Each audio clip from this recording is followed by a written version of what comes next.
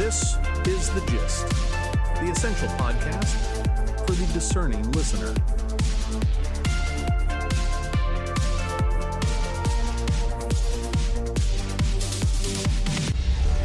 Welcome to The Gist. I'm John.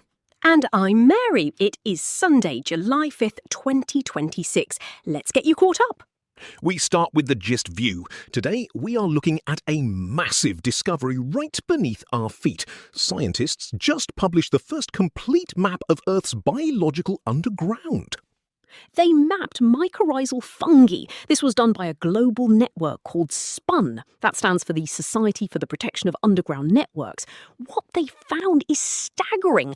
This fungal network stretches across 110 quadrillion kilometres. It is basically nature's hidden highway system, and it does heavy lifting. Every year, this fungal web pulls 4 billion tonnes of carbon dioxide out of the air and traps it in the soil. Charting this underground web is a massive leap. It is literally the biological equivalent of mapping the ocean floor for the very first time. But it also reveals a fascinating clash in how we fund climate solutions. Right, let's look at the incentives. Right now, venture capital funds are pouring billions into radical geoengineering.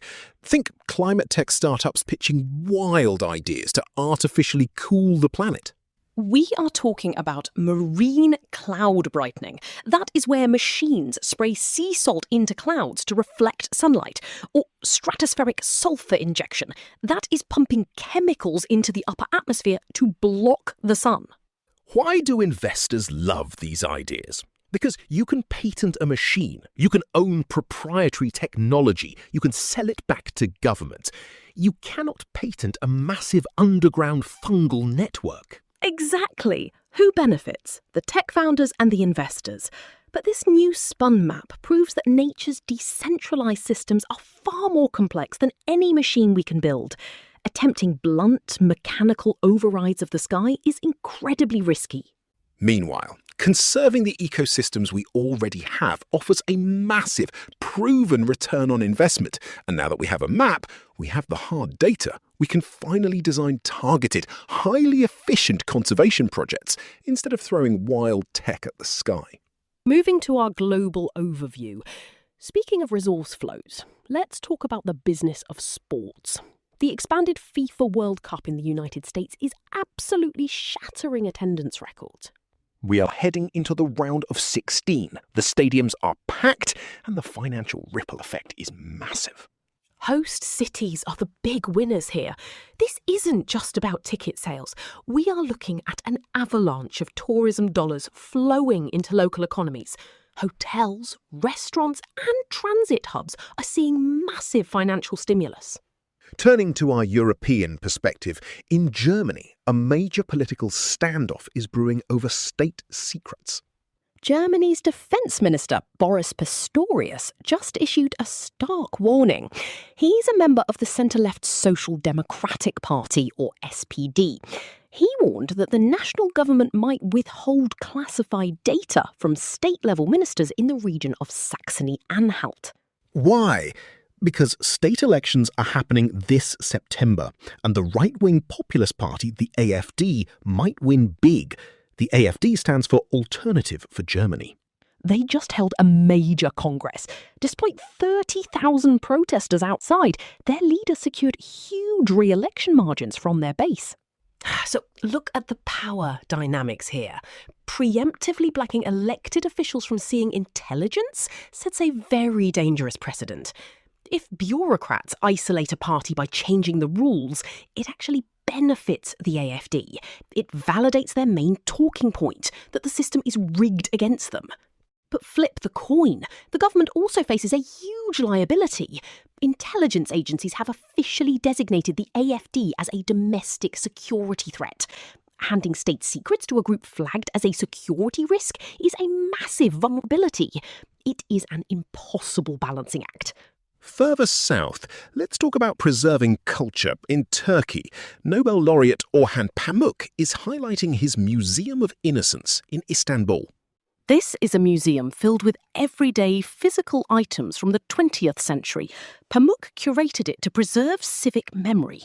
Cities today are changing overnight. Rapid real estate development wipes out old neighbourhoods. By curating material history, Pamuk creates a structural defence against cultural erasure. He is anchoring local identity in physical objects. If you protect the artefacts, you protect the memory. Finally, let's look at sports innovation in Bavaria, Germany. Today at Challenge Roth, which is one of the biggest long-distance triathlons in the world, records fell. French triathlete Sam Laidlow set an astonishing new record, 7 hours, 21 minutes and 4 seconds. He beat the runner-up, a former Olympic champion, by over 5 minutes. But the real story is what he was riding. Laidlow used an unreleased, highly advanced Canyon superbike. It highlights a brutal truth in modern elite sport. Human effort is reaching its physical limit. Today, proprietary hardware innovation firmly dictates the winning margins. The gear literally drives the victory. So, taking a temperature of today's world, we are watching a global tug-of-war between the natural and the artificial. Whether it is tech startups trying to hack the atmosphere, politicians rewriting bureaucratic rules to manage populist waves, or athletes using secret superbikes to buy 5-minute leads, the dominant trend is the search for a mechanical override.